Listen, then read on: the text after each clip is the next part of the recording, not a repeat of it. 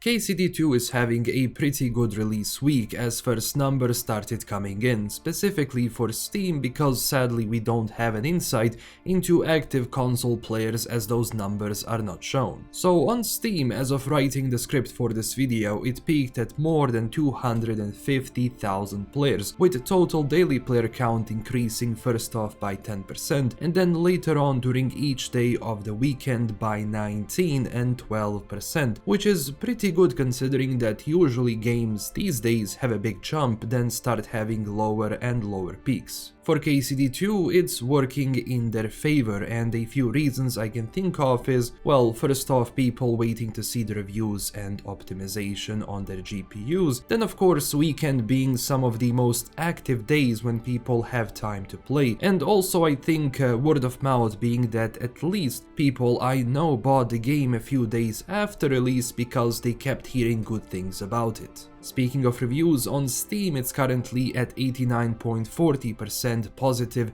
with over 20k positive reviews and a bit over 2k negative reviews, and by day we also see that each day negative reviews have been in the similar threshold to how other positive reviews were going up. Situation on Metacritic user review wise is 8.5 on PC, 8.1 on Xbox and 8.7 on PlayStation 5. Also one day after release, Warhorse Studios also disclosed that they have sold over 1 million copies so far across all platforms, and that was posted on the 5th of February before the weekend jump, but it's tough to know how many of these went in the first batch, being that, well, people buy games and then play a few days after the purchase when they have the time. But of course those numbers are gonna be coming in later on, which I'm pretty sure they're going to share. And a lot of this positivity goes from the first, well, quality of the game, being that KCD2 is a really awesome sandbox RPG, drawing a lot from older OG RPG titles.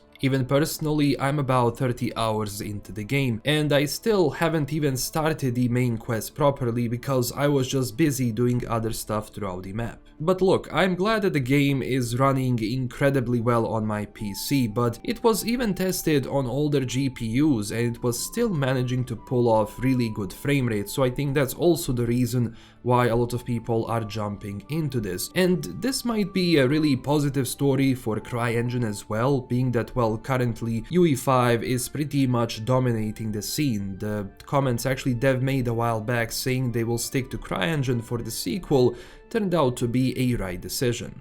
According to some articles, it seems that the development cost of the game is already covered and now everything else is pretty much profit, and I read in some articles that the development of KCD2 was around 45 million US dollars, but I couldn't verify that, so as of right now I doubt the exact number is confirmed. If it is, you can tell me down below in the comments with obviously a source. A lot of that success can be contributed to how a company or a game is treating their players, by not chasing multiplayer or in-game microtransaction stores, but rather providing a video game and value for it, like it was before. Also looking at KCD1 and seeing how it can be improved and polished by not sacrificing the main formula that made it popular in the first place, being that I still remember the Kickstarter campaign where they raised over £1 million, exceeding the initial 300,000 goal. So now with more devs, they were able to elevate that further in the sequel, which of course, look, I did run into issues with some quests being bugged and NPCs standing on top of each other,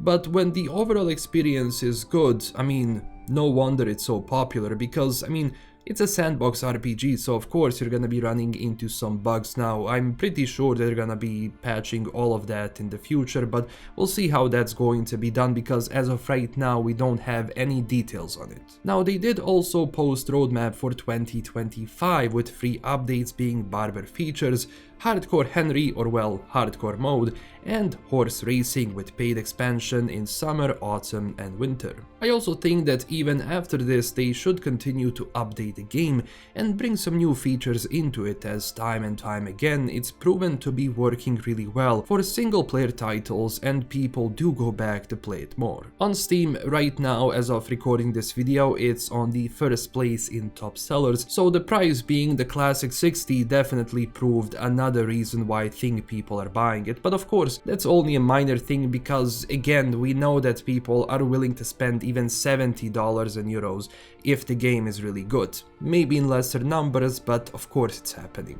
Now, going back to KCD2, they also announced a while back that the game will be coming to GOG in spring, so if you're waiting for a DRM-free version of the game, it will be available later in the year. It's been going really good for us when it comes to RPGs.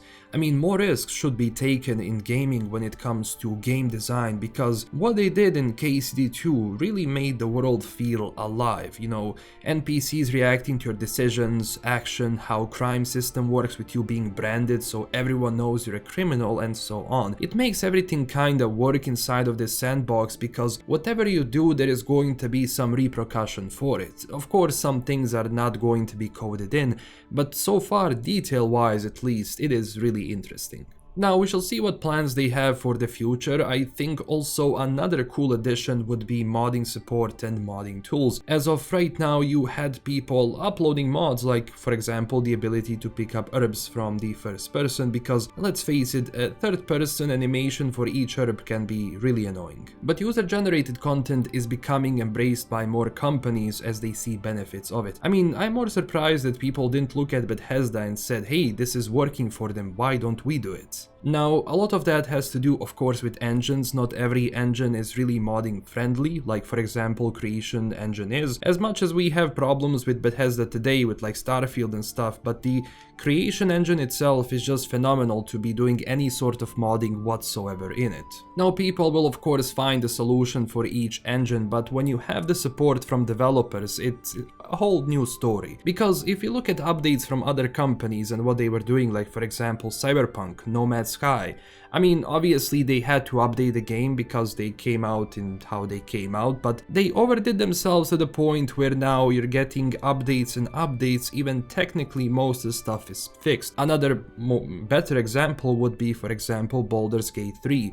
Over the months and years, they continue to update the game, providing new features and solutions that people wanted, and ultimately it paid out for them. So yeah, KCD2 is doing great. If you haven't already, check it out. If you're waiting on a sale, then I recommend also waiting for a DRM-free version, but you do you. I am just glad we got another great game to play, honestly. And thanks for watching. As always, if you enjoyed this video, consider liking and subscribing for more, and join our community on Twitter and Discord. Also, huge thanks to my current Patreon supporters, and this is LKM signing out, and I will see you very soon with a new video. We have a lot to cover, so yeah.